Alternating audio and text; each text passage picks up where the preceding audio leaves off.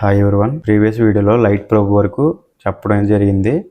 So ఎవరైతే చూడలేదో నా ఛానల్ను ఓపెన్ చేసి మీరు ఈ వీడియోస్ అన్నీ చూడొచ్చు. ఈరోజు టాపిక్ వచ్చి కెమెరా. ఈ కెమెరాని యూజ్ చేసి మనం మూవీస్ని కానీ, షార్ట్ ఫిల్మ్స్ని కానీ, 3D మోడల్స్ని కానీ, ఎన్విరాన్మెంట్స్ని కానీ రెండర్ చేయడం జరుగుతుంది.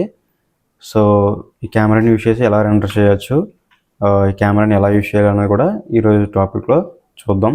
ఏ క్యారెక్టర్ అయినా సరే, ఏ మోడల్ అయినా సరే, ఏ డిజైన్ అయినా సరే యానిమేషన్ చేసిన తర్వాత అది వీడియోలాగా మీకు రెండర్ అవ్వాలంటే కెమెరా అనేది కంపల్సరీ. మనం హాలీవుడ్ మూవీస్ తీసుకున్నా సరే 3D రిలేటెడ్ ఏదైనా సరే దానికి రెండర్ చేయాలంటే కంపల్సరీ కెమెరా అనేది ఉండాలి. మనకి రియల్ టైమ్ మూవీస్లో ఎలాగైతే కెమెరా లేకుండా మూవీ అనేది మీకు అవుట్పుట్ రాదో, సో ఇది కూడా same as it is. Camera లేకుండా ఈ 3D సాఫ్ట్వేర్లో ఎంత మనం యూజ్ చేసినా కూడా యూజ్ అనేది ఉండదు. సో దీని ప్రాపర్టీస్ చూసినట్టయితే మీరు ఇక్కడ కెమెరా డేటా ఉంది కదా, కెమెరా డేటాని క్లిక్ చేసినట్టయితే ఇక్కడ మీకు కొన్ని సెట్టింగ్స్ అయితే ఇవ్వడం జరిగింది. పర్స్పెక్టివ్ వ్యూ అంటే ఏంటంటే మీకు కెమెరా లెన్స్ అనేది మనం పెట్టుకున్న ఫోకల్ లెంత్ కానీ, డిస్టెన్స్ కానీ, మిల్లీమీటర్స్ సైజ్ కానీ, కెమెరా వైడ్ కానీ ఎంతైతే ఉందో యాజ్ ఇట్ ఈజ్ మనం కంటితో చూసే వ్యూ అయితే ఎలా కనిపిస్తుందో మనకి సేమ్ అదే వ్యూలో మనకి పర్స్పెక్టివ్ వ్యూ అనేది మనకు కనిపించడం జరుగుతుంది. 3 టైప్స్ ఆఫ్ వ్యూస్ ఉంటాయి ఇక్కడ. Perspective view, orthographic view, panoramic view అని మనకు 3 టైప్స్ ఉన్నవి. నేను ఏం చేశానంటే ఇక్కడ చిన్న సీన్ అనేది క్రియేట్ చేయడం జరిగింది. షిఫ్ట్ ఏ క్లిక్ చేసినట్టయితే ఇక్కడ మీకు కెమెరా అని కనిపిస్తుంది. సో దీన్ని క్లిక్ చేసినట్టయితే మీకు కెమెరా అనేది ఇంపోర్ట్ అవ్వడం జరుగుతుంది. దీన్ని మనం అన్ని డైరెక్షన్స్లో మూవ్ చేసుకోవచ్చు అండ్ రొటేట్ కూడా చేయొచ్చు. మీకు ఇక్కడ కెమెరా ఐకాన్ కనిపిస్తుంది కదా, సో దీన్ని క్లిక్ చేసినట్టయితే కెమెరా వ్యూలోకి చేంజ్ అవ్వడం అనేది జరుగుతుంది. మీరు ఇక్కడ స్క్రోల్ చేసినట్టయితే కెమెరా అనేది మూవ్ అవ్వట్లేదు. సో మీరు చూసినట్టయితే ఇక్కడ లాక్ ఆప్షన్ ఉంది కదా, మీరు ఇది లాక్ చేసినట్టయితే కెమెరా అనేది వ్యూ లాక్ అవుతుంది. సో దాన్ని యూజ్ చేసి మీరు కెమెరాని రొటేట్ చేయొచ్చు అండ్ మూవ్ కూడా చేయొచ్చు. మిడిల్ రోలర్ ఉంది కదా, ఆ రోలర్ యూజ్ చేసి మీరు కెమెరా అనేది రొటేట్ చేయొచ్చు అండ్ మూవ్ కూడా చేయొచ్చు. ఇప్పుడు నేనైతే ఈ సీన్కి కెమెరా అనేది ఈ పొజిషన్లో పెట్టాను. సో ఇప్పుడు ప్రాపర్టీస్ చూద్దాం. ఈ కెమెరాలో ఏంటంటే పర్స్పెక్టివ్ అనేది ఉంది. మనకి యాస్టేజ్ ఎలా ఉందో అలాగే పర్స్పెక్టివ్ అనేది కనిపిస్తుంది. అదే ఆర్థోగ్రాఫిక్ పెడితే మీకు ఆర్థోగ్రాఫిక్లో దాని సైజుని స్కేల్ చేద్దాం. సో ఇది ఏంటంటే మీకు బ్యాక్ డ్రాప్ కూడా డెప్త్ కనిపించకుండా 2Dలో ఫ్లాట్గా కనిపిస్తుంది. సో దీన్ని ఆర్థోగ్రాఫిక్ వ్యూ అంటారు. సో మనం ఇక్కడ రెండర్ వ్యూ పెట్టి ఎనేబుల్ చేసినట్టయితే మనకి ఎలా కనిపిస్తున్న రీజన్ ఏంటంటే మనకి ఇక్కడ రెండర్ అనేది ఈవీ ఇంజిన్లో ఉంది. సో దీన్ని సైకిల్స్కి చేంజ్ చేసుకున్నాం. సైకిల్స్ చేంజ్ చేసుకుంటే మనకి రియలిస్టిక్నెస్ అనేది మనకు కనిపిస్తుంది. ప్రజెంట్ లైట్స్ అయితే ఏం లేవు. సో మనం ఒక సన్లైట్ని తీసుకుందాం.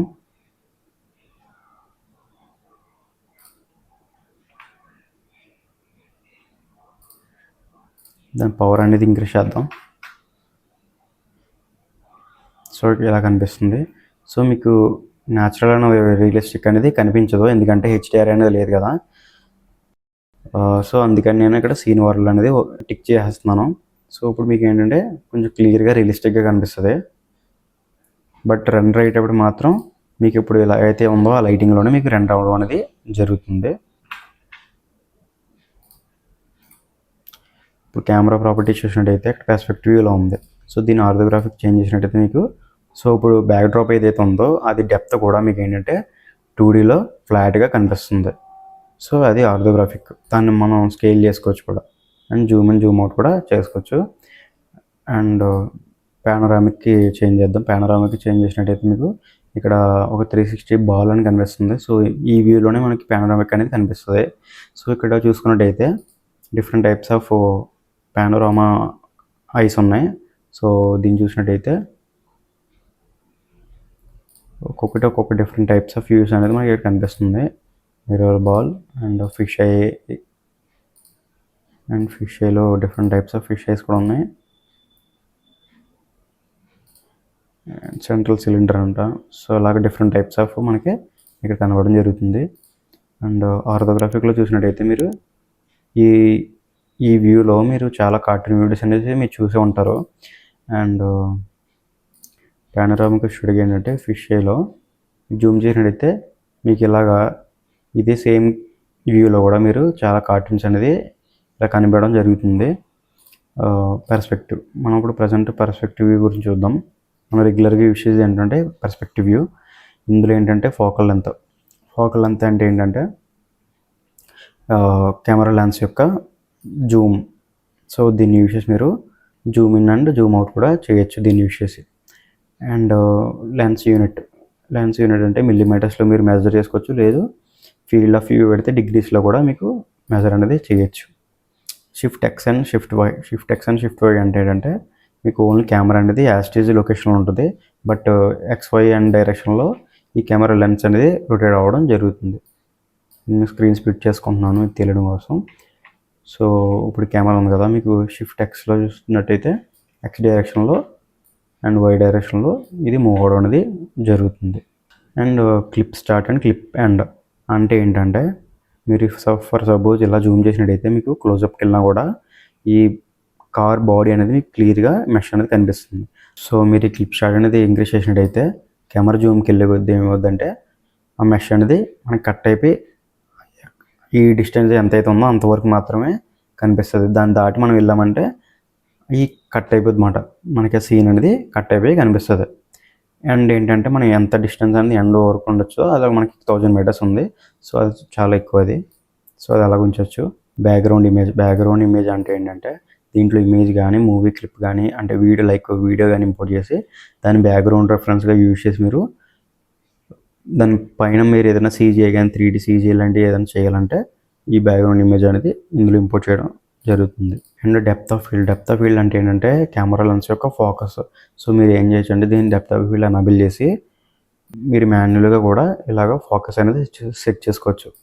మీరు ఈ పిక్కర్ యూజ్ చేసి ఫోకస్ అనేది చేయొచ్చు, లేదంటే మీరు మాన్యువల్గా కూడా ఫోకస్ అనేది చేంజ్ చేసుకోవచ్చు.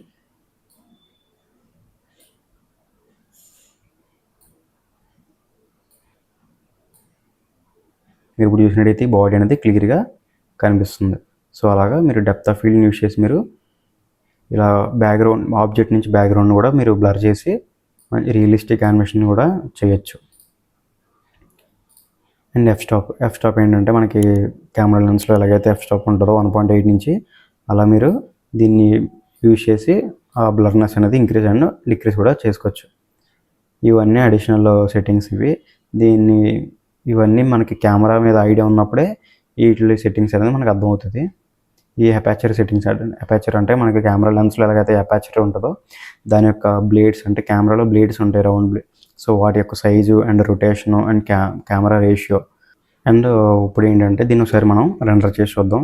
సో ఇది ఏంటంటే ఇక్కడ మీరు ఆల్రెడీ సీన్ వరల్డ్ ఎనేబుల్ చేసాం కదా, ఇది ఏంటంటే మనం ఓన్లీ వ్యూ పర్పస్ అంటే మనం జస్ట్ రిఫరెన్స్గా చూసుకోవడం మాత్రమే ఈ లైటింగ్ అనేది మనకి ఇక్కడ ఇవ్వడం జరుగుతుంది. సో రెండర్ అయితే ఈ లైటింగ్లో రెండర్ అనేది అవ్వదు. ఇది ఆఫ్ చేసాం కదా, ఇప్పుడు సన్లైట్ ఎలాగైతే ఉందో ఇదే మీకు లైటింగ్లో మీకు రెండర్ అనేది అవ్వడం జరుగుతుంది. సో నేను ఏం చేస్తానంటే ఇక్కడ ఈ వరల్డ్ సెట్టింగ్స్ ఓపెన్ చేసి న్యూ క్రియేట్ చేసి ఇక్కడ ఇలా క్లిక్ చేసినట్టు ఇక్కడ ఎన్విరాన్మెంట్ టెక్స్ట్ అని ఉంటుంది. సో దీంట్లో ఏంటంటే మీరు నా దగ్గర ఆల్రెడీ HDRIs కొన్ని డౌన్లోడ్ అయ్యి ఉంది. సో వీటిని ఏంటంటే HDRIs అంటారు. సో దీన్ని యూజ్ చేసి మనం రియల్ టైం లైటింగ్ అనేది ఇక్కడ క్రియేట్ చేయొచ్చు. సో మీరు ఇక్కడ చూసినట్టయితే లైటింగ్ అనేది రియలిస్టిక్గా కనిపిస్తుంది. మీరు ఇప్పుడు చూసినట్టయితే HDR యూజ్ చేసిన తర్వాత మనకి రియలిస్టిక్ లైట్ అనేది లుక్ అనేది రావడం జరిగింది. సో ఇప్పుడు మనకి ఇది ఎలా అయితే కనిపిస్తుందో సో ఇదే లైటింగ్ అనేది మనకి ఇక్కడ రెండర్ అవ్వడం జరుగుతుంది. సో ఈ కెమెరాని యూజ్ చేసి సో ఇదే వ్యూలో మనం ఇమేజ్ అనేది రెండర్ చేద్దాం. సో ఇక్కడ మీకు రెండర్ అని కనిపిస్తుంది కదా, దీన్ని క్లిక్ చేసి ఇక్కడ రెండర్ ఇమేజ్ అని క్లిక్ చేసినట్టయితే మీకు ఆ ఇమేజ్ అనేది రెండర్ అవ్వడం జరుగుతుంది. సో ఇక్కడ మీకు శాంపిల్స్ కనిపిస్తుంది కదా, ఇక్కడ 4000 శాంపిల్స్ అనేది అక్కడ ఉంది. సో మనం ఏం చేద్దామంటే మీరు ఇక్కడ చూసినట్టయితే ఇక్కడ మీకు శాంపిల్స్ అని కనిపిస్తుంది కదా, సో 4000 అనేది చాలా హైయర్ శాంపిల్స్. నేను ఫర్ సపోజ్ 128 శాంపిల్స్ పెట్టుకుంటున్నాను. శాంపిల్స్ పెట్టి రెండర్ ఇమేజ్ క్లిక్ చేస్తున్నాను.